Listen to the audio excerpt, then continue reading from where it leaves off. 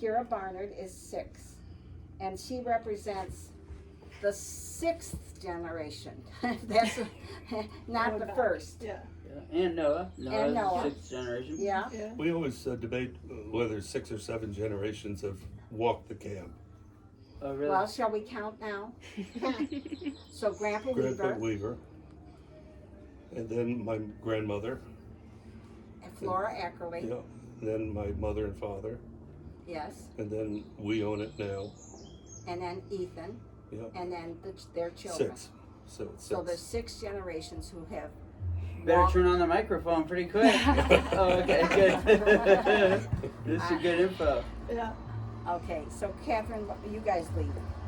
Well, just to give you a little background, we're doing Story of Place for Lake Hortonia in general, and just trying to capture the essence, the memory, point towards what everyone loves about the lake, what brings people here, what we might then, and then ultimately that'll point towards, you know, where we want to kind of keep steering it in the future, etc. But mostly right now it's history, like what is this place about? That you're gonna make not a website, but where is it gonna, a book? What is it gonna be? So one thing, and then pipe in whatever you want. So one thing will be a website where you can go on a map and then click on different places, and then the history of that place will come up, and then there'll be links to clips of interviews, clips of videos, etc. And then there'll also be a link to a YouTube with the whole interview if people want to get the whole thing. Wow. And then Catherine also wants to do a documentary of the lake, just a full-fledged, like, you know, I don't know how long it'll be, it might half hour or something. Yeah. So. Are you both going to school? No, I used to be a visiting assistant professor at Middlebury. So Alright. I'm an architect and was working with Catherine and a bunch of other students there. So I see. we've roped them in to help us to kind of move this along a little bit better. And then my wife Shannon is the VP of the Lake Association, and she grew up Oh, here. I see. That So, makes sense. yeah. So Nate. we've already taken the dance hall history talk and put that with some other sources into like a kind of website link that'll tell like the full history of music on Lake Hortonia. Oh, neat. I'm kind of trying to do that with different things, like with the general store history talk that's coming up, things like that, just trying to make sure that these stories don't get lost and they're all captured and we can all like kind of keep up with Lake Hortonia's past and sort of let that inform Lake Hortonia's future. And that's really why like we find these history talks, these kind of more informal interviews, so important and so helpful. They're just a really great way of like getting personal stories about why Lake Hortonia is different than other places in Vermont and what really makes this place what it is. And yeah, that's kind of why, as one of the oldest camps on the lake, it's really great that you guys are all here and kind of able to tell us things that not many other people here might know. How do you know Lake Hortonia? I'm not from here originally, but Okay. So Shelley, I live yeah. here with, Yeah. so Shannon, my partner, Yeah. grew up here. So Cool. we live here now full time. All right. Yeah. Very nice. She grew up here as in Vermont or here on the lake? Here on the lake. Oh, cool. Oh, really? Yeah. Oh, sweet. Well, I would love to know what the oldest camp that's still in existence is, because we've been here since near as I know. I haven't gone back to the deed, but we have photographs from 1928 on the way this cabin has evolved. But as I recall, and I've been up here since I was 3 months old on every year. I remember, I mean, those 2 cabins over there, we call them the Gambrels. They were there as long as I can remember. So I don't know who the oldest camp is. But boy, I could go for a couple hours on stories about this place. We were just watching the boat parade with people who live down by the fishing access area in a house, and that used to be an old sawmill, as you know, and in fact the original dam was put here for the sawmill, and I just remember the huge sawdust piles down here that my parents always told us to stay away from, and we never did. We play around, but we also we sensed that there was a danger. So, but that was, But one of my things that I remember most is we had an outhouse here, and we had an ice box, not a refrigerator, an ice box. And so twice a week I would take a red wagon down the road into Bird's had a barn down there with filled with blocks of ice, and he used sawdust as insulator. Yeah. And so you'd go in there on a hot day, and it would be just glorious in there. Yeah, so cool. Wow. So you'd bring home 2 blocks of ice and a box of sawdust to use up in the outhouse. Oh, so you dump in the sawdust? Yeah. Ah. Oh, but the ice was for The ice box. Yeah. to keep things fridge. cool. Mhm. Yeah. Neat. I wanted to just read this. Hey, do you have we should bring out the actual picture of I the will. camp with all. I will. I just wanted to read to the children to understand, and I'm not going to read the whole thing, but how much they used to charge for this camp. This is written by Willard Ackerley, who was the founder of this camp and this land. And Lake Ortonia, let's see.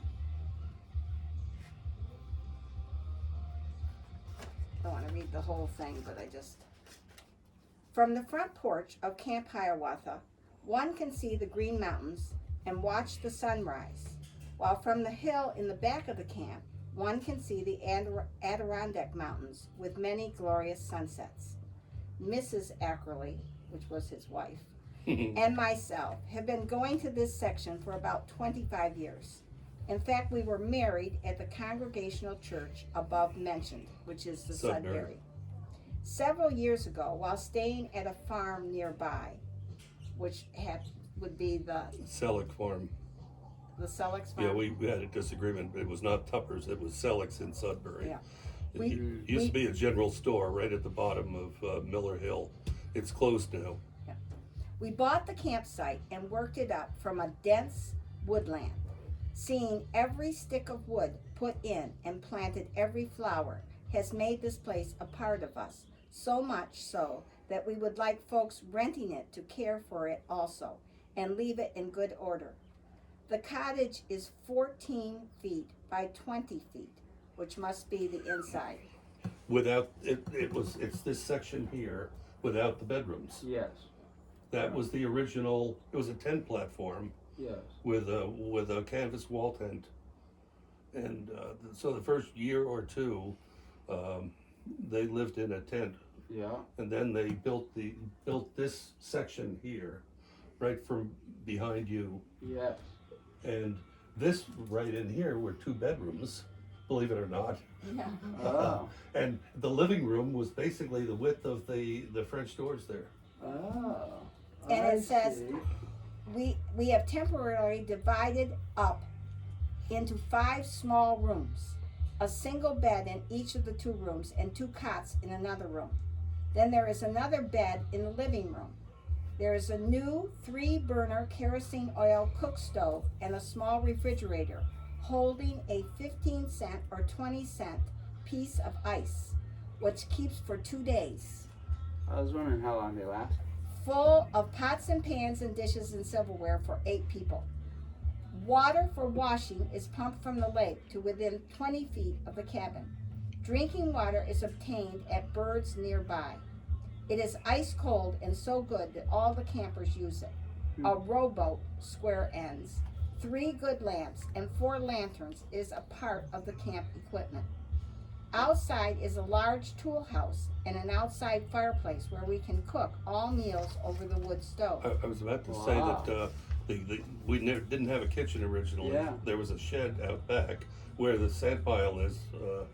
Yeah, and right there. that was the cooking shed. That's where With a they wood cooked. stove that you'd cook on. Wow. On 2 sides of the cabin is a 10-foot wide open porch, while at the back is a 5-foot porch. On the side porch is a large picnic table. The weather was so good last August that we ate nearly all our meals here for 3 weeks. Fresh vegetables, ice, and milk are delivered daily at a reasonable price. Neat. There is also a good tent 10 by 14, which can be set up on a wooden floor next to the camp and used for extra guests or for dressing after swimming. For swimming, you can go either in front of the camp or where most of the campers go, to the dam at Hortonville, where there is a diving platform. Really? Oh yeah. Was it tall or just no? There was a springboard That was level. at the first level, and Yeah. then you climb up to a platform that was. No way. Oh, I'm gonna guess it was. I don't think it was 20 feet, but it was high. I mean, you got up there, But and it's half only the like people chickened out. 5 feet deep. Did they have it deeper or It no? was deep. It Oh, was deeper. Huh. At this place, there is a shallow part for those who cannot swim. As I said before, the camp is so dear to us that it would be unthinkable to rent it to anyone who would not take good care of it. We campers are especially anxious to have the right people. So, will you kindly give references? The rent is $15 per week. With the tent, it's $18.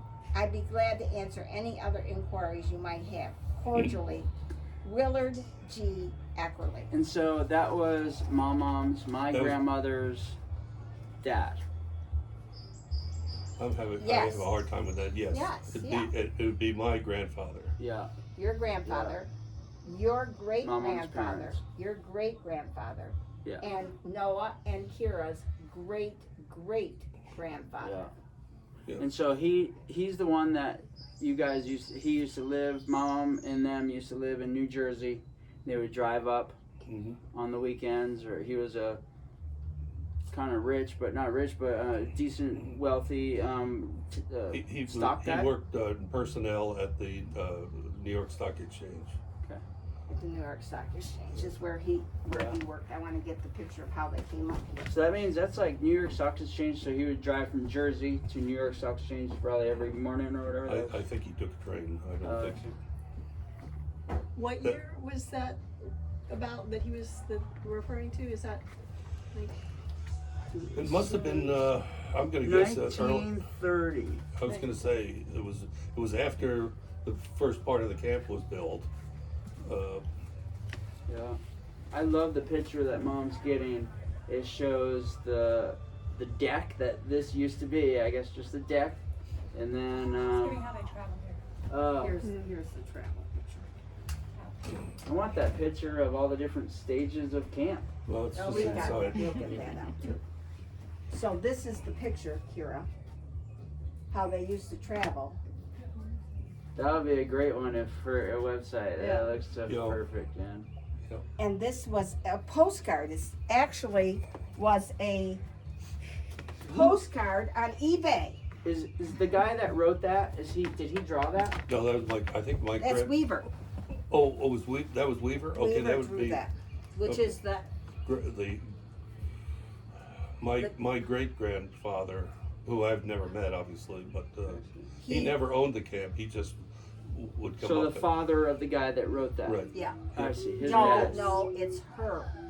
Her father. Her Oh, father. her Her dad. father drew Okay. this? Yeah. drew Yeah. that, and it was on eBay. This is actually a picture of Weaver, but someone said to me they think that's at Niagara Falls, but they think that was staged. It is. This I mean, is they may have your grandfather. no Right. great grandfather. Oh, That's it's Weaver. just a background picture. Yeah. Oh, Yeah. okay. That's the Bill's great grandfather Weaver used to cook here in the cook stall. He liked to cook here. Yeah. So he was a cook here. I had a brother who was killed at the sawmill. That was tragic. It was I was 8, he was 6, and my sister, the three of us were sent over to the store in late August or early September to get boxes to pack up and go back to New Jersey. And they had these huge big log piles, and I just remember my brother calling and saying, "Look at me," and he had climbed up the log pile, and all of a sudden they started falling, and he broke his neck. So And then you ran back to mom got mom. here, and she was a Yeah. nurse, and she ran over, and the two children that were still alive, she prayed with them, Yeah. and people could remember that. Like Mark Young knows that story. The old people remember that. And in January of that year, the sawmill burned down. Oh, really? wow. Oh, I forgot about that part. What Did they year was rebuild that? it? I'd have to do some math. I was 8. And 8 years old, and how old are you now? He's 78. 78. 78. You know, so that was 70 years ago, whatever that was. Mm. Yeah. Here's Like cool. I love this. It shows. That's so neat thinking about. I love thinking that, you know, this ground right here, so many people Oh yeah. looking at this same view, and I guess it would be different because the no houses everywhere, no camp on the island. Oh, there just was a an camp empty on the island. That Oh, was, really? That was always called Honeymoon Island. Oh, there was. Oh, that's right. You said you used to go over and date Yeah. the ladies. I at used to the- date. There were the chefs owned the island. Matt Chef and I can't think of the other one. He was a doctor. They were a dentist and doctor, and they split the. One would come up in May and June, and the other had July and August or Huh. somewhere. They split it up, and the dentist had Mary Ellen Chef and Pat Chef, and they were lookers. And I just remember Bill Muller from the point over here. And it's now Ships. But, Who's your age? But we would go up, and we just would spend the entire summer. Pat and Mary Ellen and Yeah, hanging Bill out with Muller and I, and we'd go to the dance and Nice. Oh, at that place. oh yeah, the horseshoe. But that was a worthless thing because as soon as we got over there, You mean this? Bill Muller and I didn't square dance, so the locals took our Oh, dates. it took your days. And so we never saw the girls until it was time to leave. Oh man, that's funny. Yeah. That is funny. You standing on the corner not being able to square dance. So all those square dance Yeah, guys. they would have a square dance, and then they call it round dancing, waltzes and things. And so that was our only hope. Oh, okay. You would Yeah. would do that.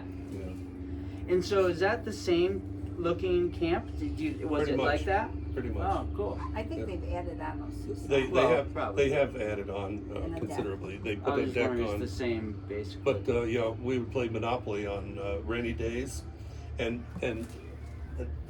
there's some windows, and we would have the windows open and with fishing lines and with bobbers and minnows. And right we- out. and- Oh, that is neat. oh. Yeah, that was fun. Wow. All right, you ask questions. Well, just for starters, it would be great to get kind of just a brief overview of the family history on the lake. I know we've talked a bit about the earlier generations, but maybe what first drew people here, why they kept coming back, anything like that. Okay, my grandmother.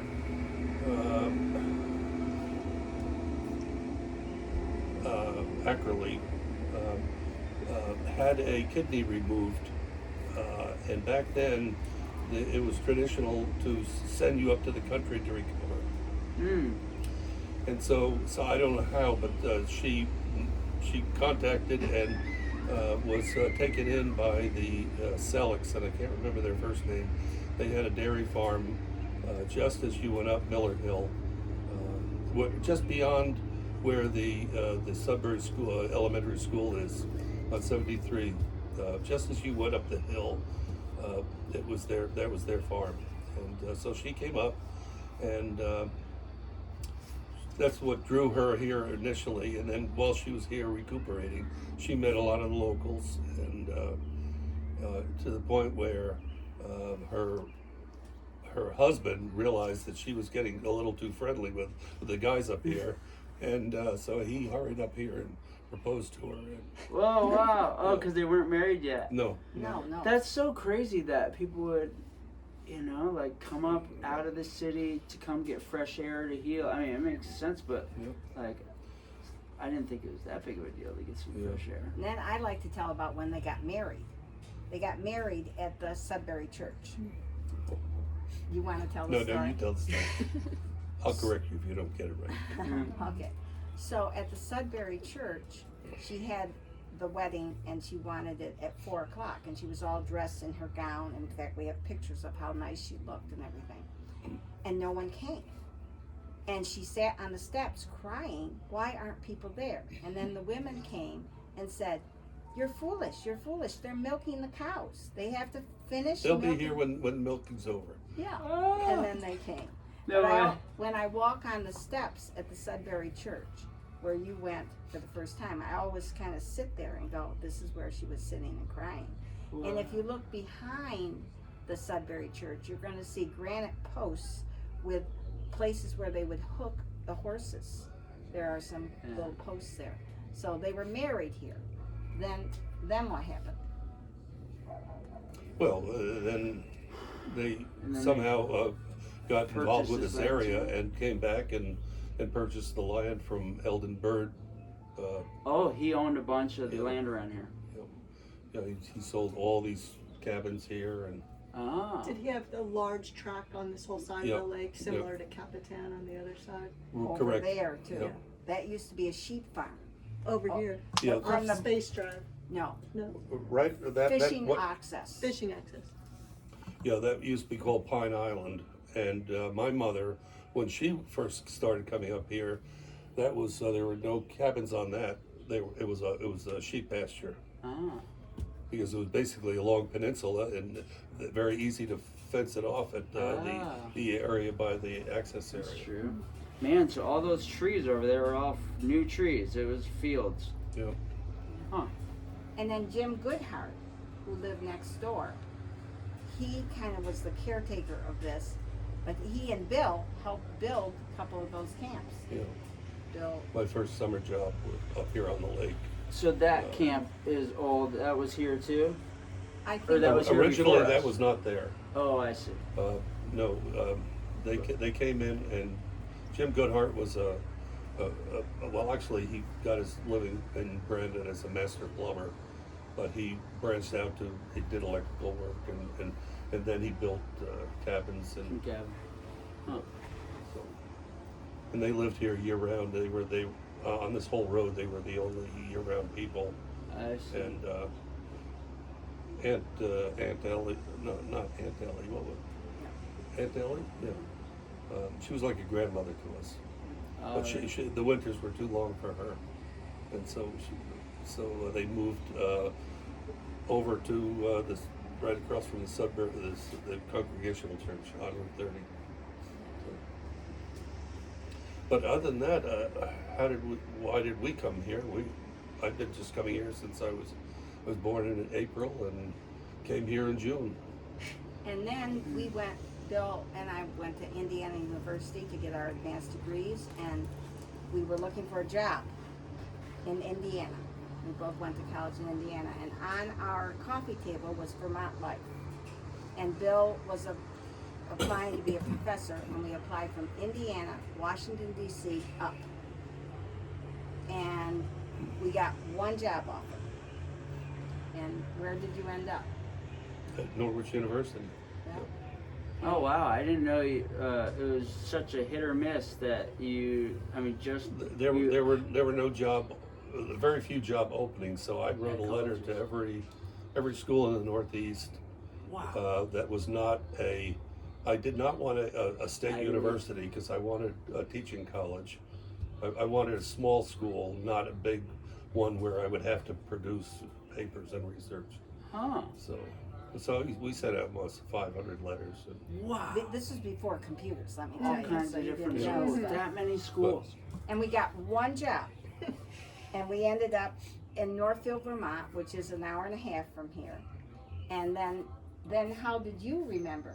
What do you remember about the And beginning? your guys honeymooned here. Oh, yeah. Oh yeah, that's right.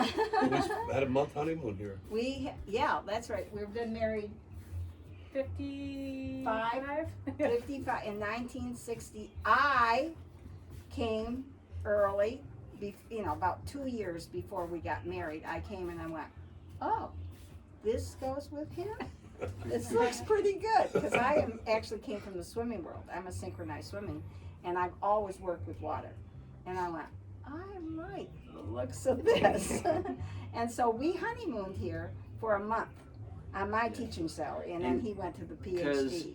Dad's parents, Mama and Papa, they would just not spend the whole summers here, but just on the weekends or. No, my mom, we were here from Memorial Day to Labor Day Oh, typically. okay. You're- And my father would take his 2 or 3 weeks of vacation and parcel it up to and make long weekends. Oh, okay. And but he would come in. Did Mom He- and Pop inherit the camp? Was that? No, they purchased it purchased for it? my grandmother. Okay. Because Willard died. All of a sudden, Willard died. They had 4 girls. His mother was one of them, Jean. Everybody else, 2 moved to California.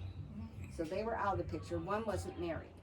So that meant that the married East Coast New Jersey man, I don't think they paid very much money for it. I don't know what the was, but no, Minor money. my grandmother just couldn't keep it up by herself, so she sold it to my parents. Hmm. And then my parents reached the point where they were tired of. They were now living in Vermont, so it wasn't a unique thing for them. But anyways, when we were married in 1968, June, I had a teaching job, and he was going to go on for his PhD. So I decided, let's come here. So we went we had a VW Volkswagen green little thing, Little bug. $2,000 it cost. And so we came here for a month. The most ironic part of that story is his sister, Cheryl, and we all ended up at the same college, at a small liberal arts college. She got married 1 week after we did. And she and her husband, Jim Eisenhower, they went to Hershey, Pennsylvania for 3 days. And I'm like, Hershey, Pennsylvania for 3 days? And we have I'll take this for a it was month. just a totally different. My sister liked to have her nails done every morning at a spa and get dressed for dinner and we were up here for a month. Yeah. And I mean, we pretty much were foraging, eating out of the lake, and Wow. We were Did Mama foraging. and Papa leave you guys alone? Oh yeah, we had a month Your here. honeymoon. Well, I was just Is seeing that- if Mama, I don't know, if Mama and Papa were like coming in and checking in on it or what. No. We had to go, we got here, we got married, then we had to get dressed up and go back to Long Island a week because later my sister got married. Cheryl Ah. got married, and so we were like, Ah, okay, we over there. gotta go to another To wedding the city. to Long Island. By Must now feel they nice moved to come Long back Island. here after Long Yeah. Island. Yeah, so we did that. And then probably that's when we had some Indiana friends came, Chuck Yeah. Stump and them. Oh, cool. So then we came, and then we have 2 sons. This is number 2 son. Number 1 son is Craig Joseph Barnard, who lives in Seldovia, Alaska. So then he came with us to Vermont, and then Ethan came 5 years later. So Craig and Ethan kind of grew up here. Because we were the only Vermonters, so we could come Yeah. here with the children. Yeah. My And- grandparents still own this house Yeah. through half of my childhood. And then, but I remember, just great memories of coming here with my best friends and, fishing and And eating all the, catching frogs. eating everything on the hills. We were out for our walk the other day, and Ethan's picking like wild strawberries and wild raspberries and even little. So odd to her, but I grew up like with a Like, biologist we're as a dad, and so he knows all the plants. So I'd be, picking this plant. Oh, try this, Kira, and try this, and it was odd to her. She was like, "Are you sure we can eat that?" I was like, "What do you mean? I've been eating this I just plant all my I only life." what I can And identify. That's all. I can't identify the plants out here. So. anyway, That leads right into my next question. If kind of each one of you want to touch on it, if you have a response, but how important is this place to Why don't you? you start? this is my favorite place on earth. Yeah. I don't want to get emotional, but it's it's the best. Through rough times in my life, I would always think back and it's where I'd probably like to be buried, and yeah, sitting down there at the fire, you know, we call it the Indian Council, just a little fire ring overlooking the lake. It's my place of peace, man. It's the favorite place on earth. So. Noah, what do you say? It's the best place on earth. I love coming here so much, and every year during school, I'm thinking just power through the rest of this year, and then you get to go to camp. Nice. And it's just the best being here, fishing here. I have some of my best memories have come from being here. And recently, he's agreed to he stay after the rest of the family goes home. He stays with Susan for a while, or did he come early last year? Well, they And we also put our oldest child over at the boys' camp. Yep. It was first time we came out here. He was quite a bit older. He didn't want to go. We actually had to kind of talk him into it. And surprisingly, after the first year, he kind of came out and saw things. The next year, he agreed to go. For 4 weeks, we were all shocked. We couldn't believe he agreed to such a long time. And he loved it so much that he started to come out every year for the entire season of camp. Yeah, the whole summer. Same thing. He'd come out and spend some time with Grandma first, and then stay over at the boys' camp, open till close, and then stay with Grandma a little bit longer, and then come home. And he went through the whole process of Getting a camp counselor, and he was a sailing instructor, so I would be able to sit right here and see him out on the lake. And when we would come visit, then we would be able to go and have dinner with him on Friday nights at the boys' camp and do the fire, and so that was really big for me, especially as a parent, and just what the lake had to offer, has to offer for my children. And then another thing so we come every year to visit, and the kids just love it. I love it, but I also love to swim to the island and back. That's my highlight. I'm from Colorado, and there are very cold reservoirs there. And so this lake is actually perfect for swimming, and on a calm day when there's not a lot of boat traffic and you don't have a lot of wind, the water is just perfect for swimming. talking about swimming to the island. My mother always prided herself on her ability, until late in life, swimming to the island. She did. And she would swim to the island, and I remember this was when the doctor was there, and he greeted her at the beach, and she pulled herself out of the water, and he said, at your age you shouldn't be doing this. I'd like to hear from Kira. What do you think about it here? You're 6 years old. Tell us what you think. I love it Why? so much. Why? I don't know. What is your favorite thing to do here? I think go to Go tubing? What You else? like- What else do you do with most of your time? What do you do at the dock? catch sun. With a I net. love those sunfish.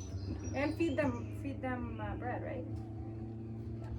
And Yeah, swimming to the island was always a thing as a kid. That's what we always used to do, and my friends would be like, "What? You guys are swimming to that thing?" It was And normal back. for me. And back. But it's definitely a cool family thing that we've done here at camp, and I bet you it's going to last for generations now. Kira, what did you do? You better, Yeah, get your questions in, Tell because we can go on and on. Kira, what did you do this year? For the How first did- time. What did you do? one back. Yeah, she swam to the island, and that was big, because we always had a little booklet, a classic camp booklet saying what we did in the summer and stuff, and so that was always a thing, I swam to the island the first time or whatever, or I remember it as a kid. Remember when we had the sailing, the sunfish? We would also put who the fastest. That's right. the fastest- I forgot about the competitions. Yeah. Going around the island and Yep. back. Yeah. And it was so hard to go around the island in a sailboat. But I forgot about Yeah. that. And That's then why we gotta buy some fish, man. and then who holds the record? I don't know. It was Mom, and none of us believe it. Really? Oh, you're I right. can't remember that part. I kind of remember now that Yeah. you're saying, oh man. We have a windsurf now, and so I was thinking about getting out the windsurf. The wind died now, but I really love those little sailboats, sunfish they call them. And in the winter, did you, as a child, do you ever remember coming here in the winter? Oh yeah. What would You know, we do in the winter? Well, we would cross country ski, I guess. We'd cross country ski on the lake, and of course we'd do some ice fishing. But yeah, I have most of my memories are summer, but in fall, my dad and I used to park in the marsh and go up in the woods and grouse hunt, and in turkey hunt we've done up there. And fishing is a big part of our life here. I was gonna say the fishing competitions. No, frog. And we've had to split it up Remember to the different frog? categories now. So we have most species, largest fish, most fish caught, and so we have to. Yeah. It's always And on. for a number of years, my daughter-in-law was the Beats winner. me. I don't know how she does it. I don't think I've won in a while. In fact, when Kira was a little baby, you would be tending a diaper or something, and Mom would run down to the dock to get a couple of casts in. Cheap shots, man. Yeah. No, But tell now I am the Noah's had this undisputed champion this year. for many years. Not many. No, No. she got the We biggest better bass. start I got the writing this biggest stuff bass. down. Yeah, We I got have the- been. I got the largest catch. This So far. this last competition. Yeah, we need to start logging this, because I can already see years from now you'll be saying, yeah. Many years. Yeah. Oh. Well, I'll show you I have a log in here that I tend to write notes in, and so when you catch your big fish, you feel free to write it in there. yeah. Sounds good. All right, we better get back to the questions. Yeah, I would be really curious to know what each of you thinks makes Lake Hortonia special or unique from whether that's other places in Vermont or just other places that you found in your life, anything.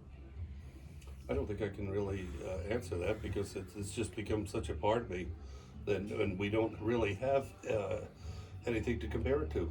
I mean, I have an aunt and uncle who loaned us a camp on Lake Sebago for a week, 5 days or something, and it was interesting and fun to go over there, but it was different. Bill and I went, we never did Disney World. We went to Newfoundland, and we went up in a camper in Newfoundland. This is before we owned this.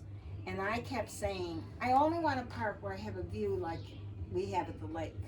I kept saying, I don't want to just park in any old place. I got to have the place. And my favorite place to sit is right down here in the whole world. My favorite place to sit is right down here, Indian Council. And when I retired from being a teacher for 43 years, my co-workers bought me a special chair. And I said, well, we'll put it on our deck at home. And she goes, oh no, it's going right there. And so, people, it's a nice question to ask people, where is your favorite place to sit? And my favorite place to sit, and we'll have to take you down there to see, because it's just, it's very peaceful. I think this camp too, that's one of the really nice things about this camp. We've stayed at some of the other camps when we come to visit, and this really does have the best view. I mean, I don't know, I haven't been in every cabin, but, and I do think the history is a big part of it, at least for me, because it's so rich with the history and the family and the generations and all the stories. I think that makes it really special. For me, I married into the family, so I didn't grow up here, but I've spent the last 13 years, every summer coming to visit, and the size of the lake is perfect. That's another thing I think that has going for it. Some of the bigger lakes, you get a lot more, I don't know, like just boat traffic and issues and things, and so I really just think it's a perfect size lake. And Yeah, we vacationed all over the country, and it's just because of the history of knowing the generations, and I love the idea of thinking that my grandparents, which aren't with us anymore, looked out at the same thing, and Your I mom like the says that a history. lot. Yeah.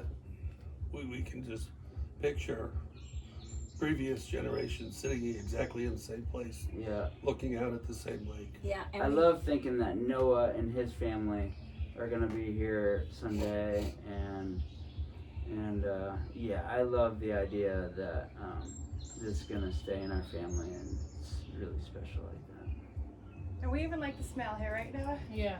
You like the smell? Yeah, it's something about the It's smell. got- It's not like The lake has its own aroma. yeah, but it's not like you know, in Colorado, like trout are real fishy, and some of the lakes really have like that pungent smell. Like I don't know, it's the smell here is pleasant. people come in, Jason and Laura Hancock, who have the modern house up here, they come in and say, you've got to preserve this. What are you doing to preserve this? And I'm like, oh gosh, let's not even get What into we're doing that. is I'm fighting you tooth and nail to keep it the way it is. Yeah. She has all these ideas about, oh, why don't we enclose this room, this porch? Yeah. Well, And why? Because I get pollen once a month, once a year.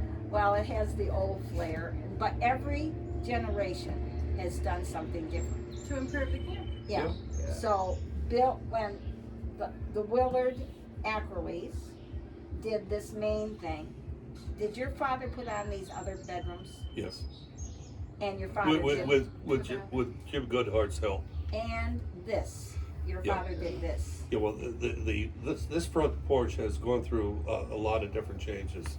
That part of the building stays the same, but this was at one time it was just a deck, and then it was enclosed, and Yeah, and Pop-Up had the rule too, since this was a memorial for Craig, right? That not to cut any trees, or he didn't want trees cut or something? well, Was that- after Craig was killed at the sawmill, my mother and he went out and they planted all these pine trees, and Oh, I didn't What- know that. yeah, You didn't and know one that? one I by didn't one know by they one the planted trees them. have been dying because pine is a short-lived tree. Right. So I didn't know those were planted in memory of him. Yeah. Oh. Yeah, in memory of Craig Willard, they are planted there. They're Yeah. kind of like the sacred trees. Huh. And so Bill's parents did this part and that. Then we owned it. We're the third owner of the 6 generations. So we came in and we bought it for $50,000. And we bought it about 35 years ago. And that $50,000 was a lot of money to us. It was not, we had Yeah. Craig to put through college. So you had to rent it to We had to make it rent, happen. and it was more expensive than the house that our mortgage at home. So there was Wow. it was a lot of how are we going to handle this, and also because it was Thank goodness you guys got it. the Barnard family. A letter came out to all 5 children, and I don't want to get into all the details, but there were 2 in life. Bill was the oldest, and then Cheryl, that could even think about buying a camp, you know. And Father Barnard said, "You have 2 years to figure it out, or we're selling." it came out of the blue too, because Dad had talked to us about how he was going to pass the camp down, Yeah. and then all of a sudden He said, no, we're selling it. we're or- selling it unless you That's people. right. It did come out of the roof. And so there we were. So I had just started my teaching job in Berrytown. So what we did to improve it, the first thing we did, Then you gotta finish that story. It was between the 2 families. Cheryl, I almost am not here right now because of supposedly, it was over the phone, supposedly a flip of a coin. no, It was almost that. It was we went to a lawyer. no. Cheryl was married to a I was lawyer. going to say, Sue. I thought we could just do with like a handshake and an agreement, a partnership, you know. But Susan, or my sister's husband, was a lawyer, and he drafted a co-ownership agreement that was about that thick, and You said I can't do this. and we said, well, you know, I can't read and understand this, so we had to take it to our lawyer, and he pointed out things in here that Wasn't just good. wasn't going to be. Because So- the first thing Cheryl wanted to do was convert it to a 4-season Yeah. camp, Yeah. and that was the last thing. I wanted to stay as So just. how did it decide? How did Pop-Up decide? No, it wasn't Dad deciding. Oh. It was Cheryl finally we were just going back and forth, and it just wasn't going to finally work gave out in. as joint ownership. And she out of frustration just gave up and said, They bought a Oh. year-round house at the other end. I did not know that. Did you think it was a coin flip too? I thought it was a coin flip story for a really long time, and then just recently, when Mom was sharing with me about Cheryl, I learned The truth. We actually have a letter from Cheryl, and she was crying at the But you were beginning. talking about what Well, we did was, it used to be, the roof used to be a tar roof. yeah. Bill and his father would Okay, come so over. we did that, and then So we now have a standing seam. a lot of the money we did was underneath the camp. Yeah. Foundation. We Sure. did all new foundation pilings and insulated the floor and put a screen up so that animals can't come up into the insulation. Yeah. And And then we raised, there used to be a false ceiling in here, which was ugly. And so we raised in the main bedroom, or in the put that main dormer room. in. We raised it up, and underneath the camp, Camp. we found 2 of the original windows that are the same windows as there. It's just like a miracle. And so A we miracle. use those, Oh, So very when cool. we go So- in, you know. see those upper windows Oh, up those there? are original windows from. They were found They're under the just camp. like the ones on the Yeah. side here that separated. You can see the waves in them because it's all Mhm. sunk to the bottom. I don't know about that. Can Well- you see with some of the old windows? So on yeah, the I doors, you agree. can- Yeah. yeah. Glass is semi-plastic. Yeah. With age, it does Yeah. develop those grooves.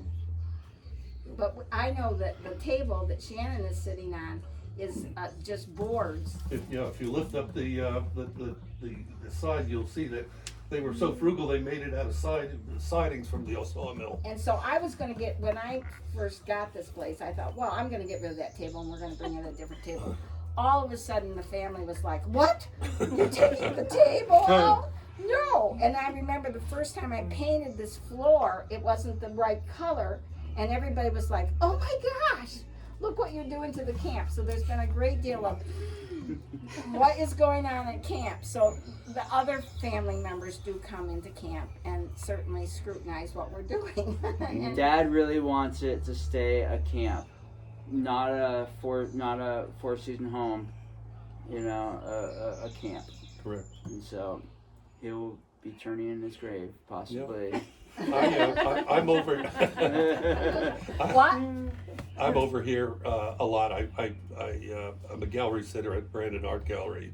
I do my bird carvings, and so I have found that I'm obligated to work over there a day and a half a month, and so I like to, particularly in the fall and winter, I'll put together 2 consecutive days, and I'll stay over here overnight.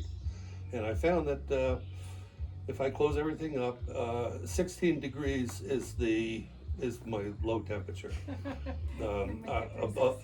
Above 16 degrees, I can keep the place 65 or warmer. Well, tell about your sabbatical and the research. Oh yeah, one of my sabbaticals was there's a turtle in this lake that is a musk turtle. It's called the stink pot. Most people think it a small snapping turtle. It only gets 4 or 5 inches long, and this is one of the few lakes that has it, and so I got a small grant, and in August I caught 5 turtles and put radio telemetry on them, and so every day I spent my fall and winter here, and every morning I would go out and find the turtle, record its position, put a pipe in the ground where it was, and then at night I would do the same thing, and I'd measure the distance straight line distance that it moved, and so That's right. yeah. And how did you become a biologist? Oh. Because the As a young fella, I would, my father wasn't here, and I was the oldest, so I was supposed to set the example and be a good role model, and so we were obligated to work until 10 o'clock every morning, doing whatever chores my mother had for us, and we quickly learned that if we did the work fast, we could outdo her mind. She couldn't come up with things for us to do fast enough. And so as soon as she would release us, I would throw a fishing rod and a BB gun into the boat, and I would take off and get out of her sight. And the only thing was that I had to be home at 5 o'clock. And I'd grab a peanut butter sandwich, and I spent my days down in the marsh. Like one time I watched a snapping turtle all day long. I just followed it at a distance, watching it. And it was that made me a biologist. Oh, really? Yeah, what you do in being the on the summer. lake made him a his career. Yeah, and it became an ornithologist. But Noah, tell us what kind of ornithological moments we've been having here. Well, we found a bald eagle's nest over on the other side of the lake. Yeah. Last year, You guys probably see that with the yeah, firehouse. we have flycatchers. And the babies can fly now. Yeah, we They just saw fledged them today. That's the nest, yeah. What about And the Phoebe nest? we had a phoebe nest. Well, Big, we still like- do. It's kind of well, broken the down. Let her eggs got talk. broken. tell what happened? What happened? They got broken. Yeah, You don't know I got them, right? They But what about last year? Tell them about last year. The nest and broke. that The nest was broken, and the eggs were on the ground. So we don't know what happened. yeah, but what happened last year? You ever watch them hatch last year? Noah, tell Well- about the Phoebe. I would take pictures of them every day before I went out and fished or whatever I was gonna do. And one morning I raised my phone up to take a picture of it, and they flew right out of the nest. Oh, really? Right as you're doing it? Yeah. That's when they left the nest? There were two. We had two sets last year, and one of them got they got killed by something, and then one of the sets Oh, really? made it, yeah. Yeah. And Noah and I happened to be right out there and got to see the Yeah. That's- fledging. So there's no learning to fly. They just left the nest and flew. And today, Kira, were you with me when we were walking down? And we saw the crested, Yeah. Great crested great crested flycatcher. flycatcher.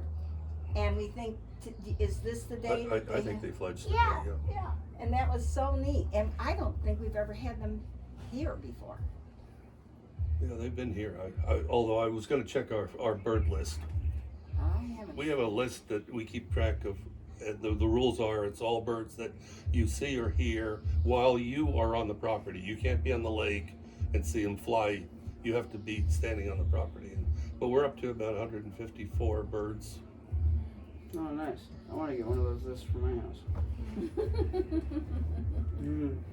In, All right. in all your years of coming here, what are the biggest changes you've observed? That's a good question.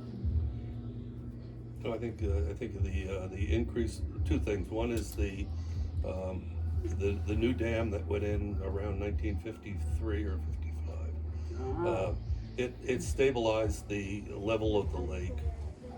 Prior to that, the lake would fluctuate up and down considerably as they drew water for the sawmill, and so what that did was the stabilization of the bank, along with the increase of boating. There's been a lot of shoreline erosion. When did the original dam go in? You know? The original dam, no, I don't remember that. I have to find out that because in August I'm supposed to talk about that. Huh. Are there any places that you used to visit or spend time at that are gone now? Yeah, yes, there is. In fact, you called it what, the submerged island. Honeymoon Island has the camp on it on the right. If you went directly north, there was at one time there was an island. There's markers there now. Yeah, There's also some markers there. right now it's just a shallow rocky ledge, but back then it was, maybe 20 feet, 30 feet long with bushes growing on it. And with the stabilization, that's gone. And then they used to let the boards out of the dam before the state of Vermont said you couldn't. And then that's when people would clear their dock area. Tell us about that. In the fall of the year, they would, the water level of the old dam and the new one is controlled by a set of boards down on the side. And you can pull those boards out, and each time you pull it out, the lake would drop 6 inches. So they would do that in the fall of the year. People would know about it, and so the whole edge of the lake was be like a dry, shallow. Well, it was dry, and so you could fix your dock or clean up the area. I didn't know that. Yeah. See, you didn't see that? And the boys' camp was a girls' camp.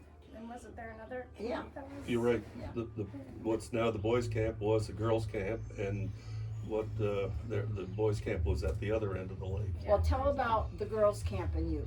No. No, Tell about it. Tell us. Oh, I Bill know, I was Muller and I. thinking Bill you Muller lucky and I. cat. One night we got dressed in black and blacked our face, and we did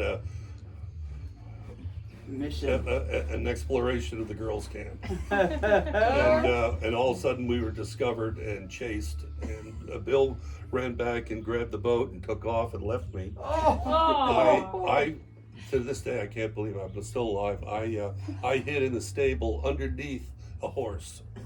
Oh my gosh. You were that scared. That thing moved the wrong way and you're getting Oh, yeah. hurt. And then that other camp down there that is. Oh,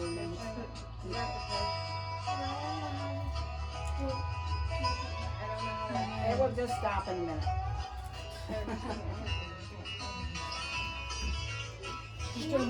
Just unplug it in the back. There we go. Time. Alright. Put it up front so it doesn't fall, baby. Yeah, but put it back. Just don't There touch it it, is. Sarah. Just don't I'll touch play it. videos. I don't know what you mean by the other camp. Well, there was the boys' camp, which used to be the girls' camp, and what was that other camp down there? Well, it was a boys' camp. Oh, the boys' camp was down there. Yeah. Now That's it's not they bad. sold it and took the cabins and subdivided it. I certainly remember in my time here, it's 55 years married to this, I remember when that camp came up for sale. And I was. and Which the- camp? What are you The saying? boys' camp was up for sale. Oh yeah. And a letter went out to the association saying that some group was going to buy it. And Oh, so, that's right. It was some controversial group. Religious. like Muslims or something was going to. Right. Yeah. Somebody, and so they wanted all the campers to buy this thing. Oh. And so this big hoopla, we didn't own the camp. Father Barnard owned the camp at that point. Huh. And he was saying, you won't believe what's happening at the lake. And we were so young, we didn't know what was happening. Huh. No, you're right. It was I think it was a Muslim group, but one of the more radical, controversial ones. But anyway, it didn't happen, and we think it was just a hoax to. Maybe you try to sell it. Well, one of the things that I always remember early in our marriage when Bill's father would say, "Oh, I'm always so upset when I would go back to camp in the spring. Oh yeah. I'm just so upset." And I go, "Why are you upset? What's wrong?" "I'm just worried about what I'm going to face. What problems am I going to face at the camp? You know, with all the snow and everything, you know, and all the work that would be the damage." Wow. He would be During the very, winter very when no one's concerned here. about the Well, damage. I remember one time coming up with him to check the camp after a hurricane had come through, and the trees were crisscrossed over the top of the camp. Here? Wow. Yeah. Wow. Oh, I didn't quite remember that. Oh my, that was before my time. Yeah, it was. I was I don't know, 10 or 11, something. Where did you grow up? New Jersey. So you were coming up from New Jersey. Yeah. Where did you grow up, Susan? Chittenango, New York.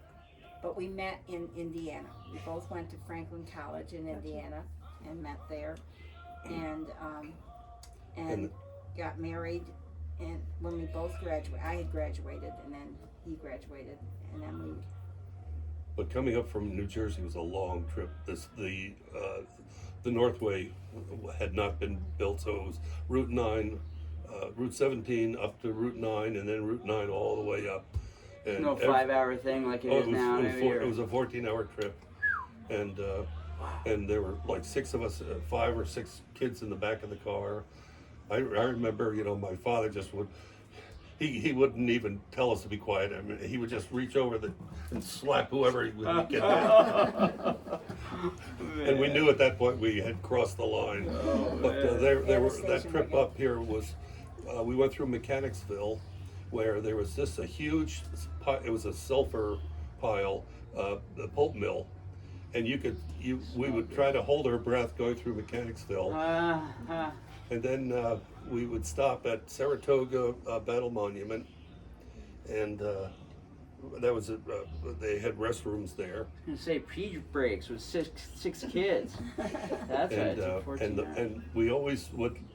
At that point, we would have friends oftentimes come with us, and the water at Saratoga was sulfur water, and so none of us would drink the water. We would pretend to drink it, and then wait for the response of the others. I see. As a trick. I do think the other thing that we've just done in the last year that has been so exciting, maybe 2 years now. We have a well. We're lucky that we have a well. And then you can tell about the electricity, getting electricity in here. Bill remembers that. But one of the neatest things, our well has E. coli in it. And so we now have an ultra blue fluorescent ultraviolet light that prevents E. coli. And so we've been very careful about the water and have the water tested. We have a very, very shallow well here, and the casing, since Sue and I have owned the camp and tested the water, the casing leaks, and so you can with a camera lowered, you can see surface water coming in, and they can't get a drill rig down here anymore to re-drill it. And we've been reluctant to drill a new well, although I think before we turn it over to you, we will do that. But it's so sketchy around here because a friend of ours just drilled 705 feet. Very. And they still didn't get any water, So but they fractured it, and fracked it or whatever the term is, and now they're getting enough water to feed the horse. Yeah, well, they don't know how much they're getting, but Yeah. So, all right. Is there anything? so we had new plumbing done. Tell about the electricity when electricity came in here. Oh, I don't remember the year. That was in the 40s or early 50s, something like that. But my father was so excited about getting the electricity, and so he went into Brandon, and the first thing he bought electrical was a toaster. And it was one of the toasters that I remember the sides would fall down. You'd put the bread on there and then roll it up, and then you'd have to remember to open it up and turn the bread around. I don't know how many bread we burnt there, because it was my mother or father would assign each of us as toasters that day, and it was our job to do it. And we'd be doing things we'd forget. And what I remember most was my mother with a spoon scraping the jar off. Yeah. She wasn't gonna throw that toast away. Do you remember the outhouse here? I remember the outhouse, yes. Yeah. In fact, the year my father put the toilet in, we had some sort of flu, and it went through all 6 of the kids and mom and dad, and thank goodness we had the indoor toilet. I just have a couple more questions. First, what are the biggest changes you've observed in the lake community and the ways that people kind of interact with each other and get together, anything like that? Lake community. Want me to answer it? Go ahead. Want me to answer Yep. it? Well, when the children were little, and we would bring them over for weekends and with their guests, because of both my husband's and our professional lives, we were around people all the time. So when we came here, we didn't want anybody. We had all the socialing that we could do at Norwich and at Berrytown School. So when we came here, we just wanted to be a family, and it kind of it was the glue that kept our family together. This was very, very important to us, and it was the glue that kept us together. So we didn't want to socialize. I didn't want to do anything. We belonged to the association. Bill's father used to be president of the association.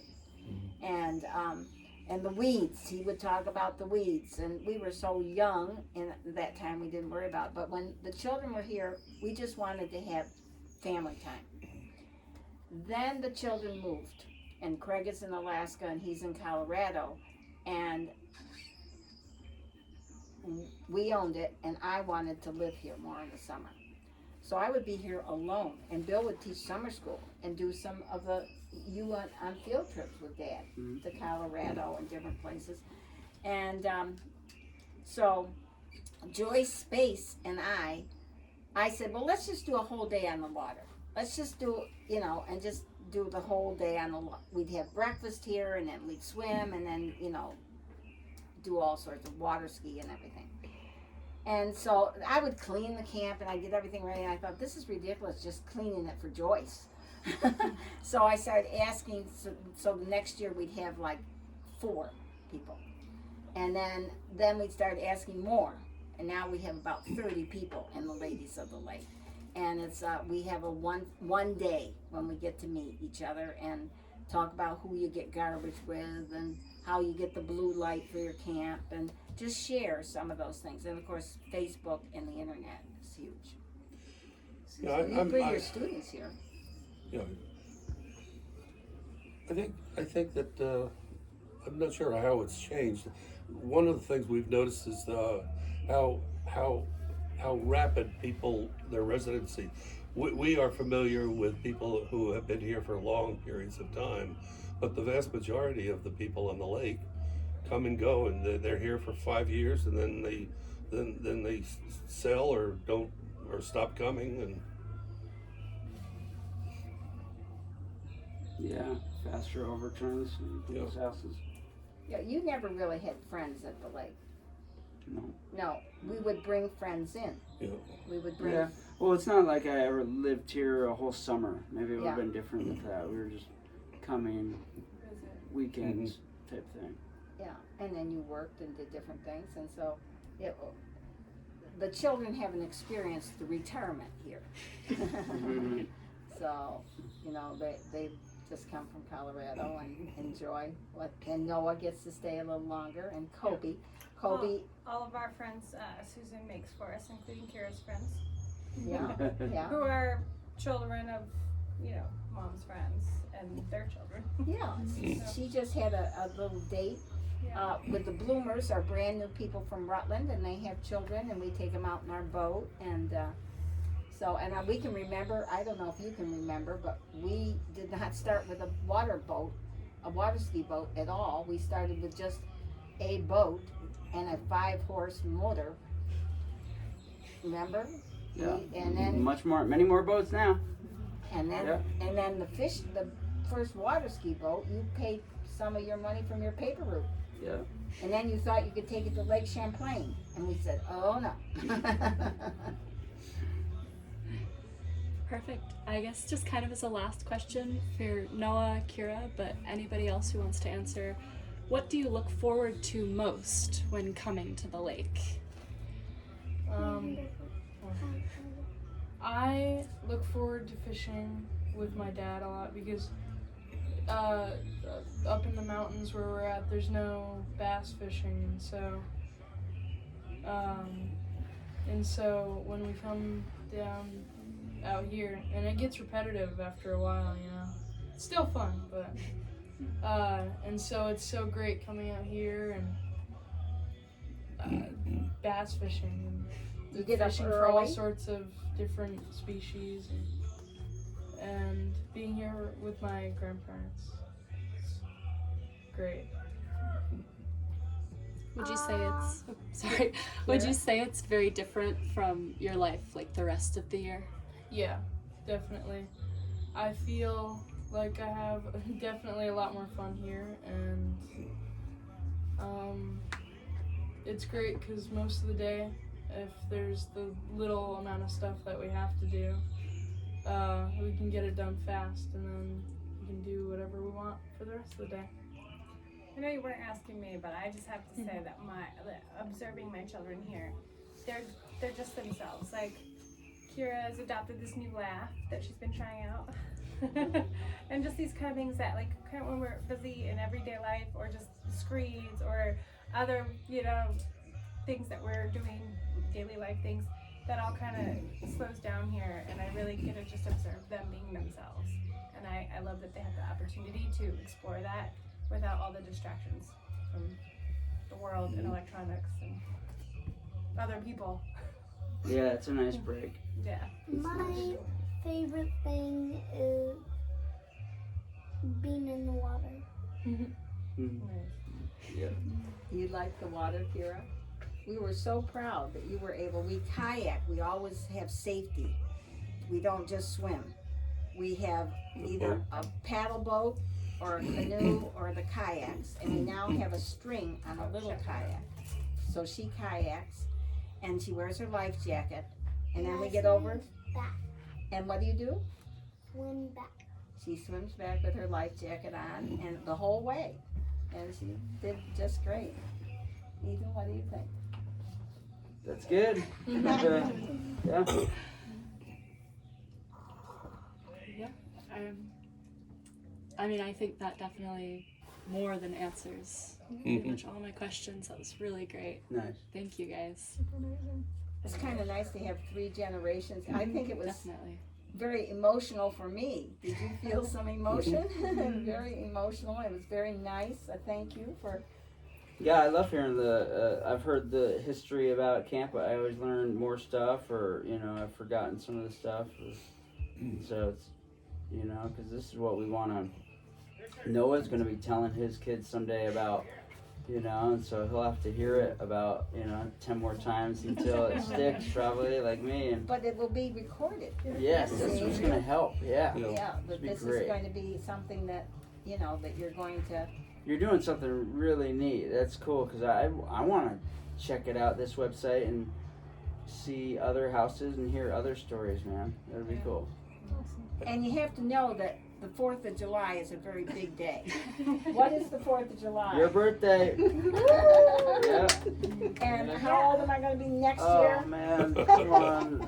Erin's good at this kind of stuff. I can't remember at my own age. It's You don't 80. 80. Oh, she is.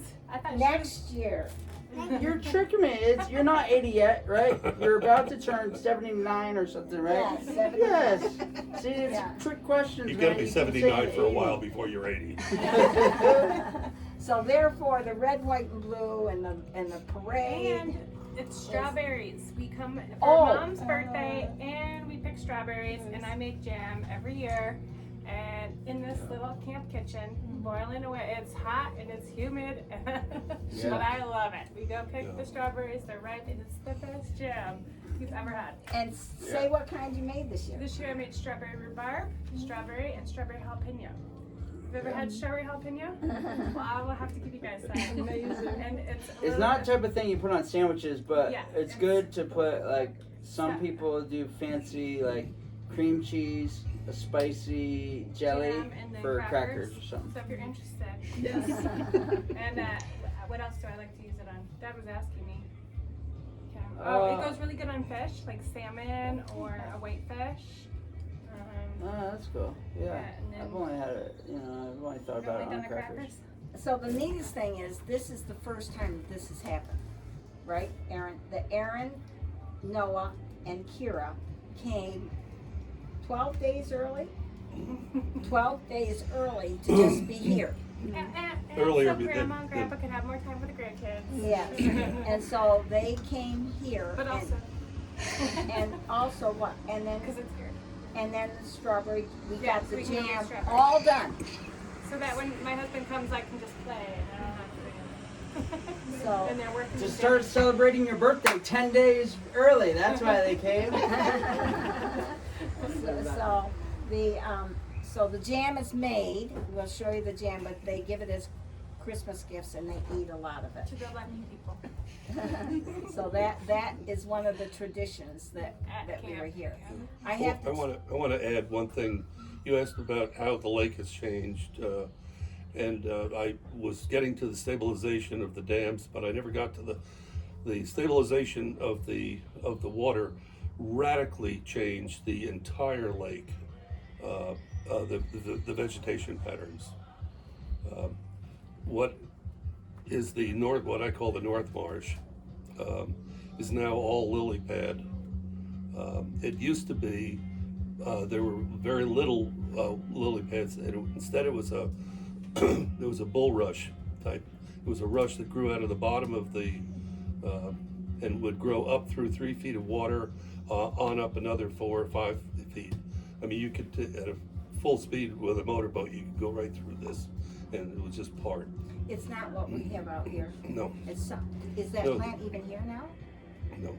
It isn't. No, you could find patches of rush, but the whole North Marsh used to be rush because it tolerated the fluctuating water levels, whereas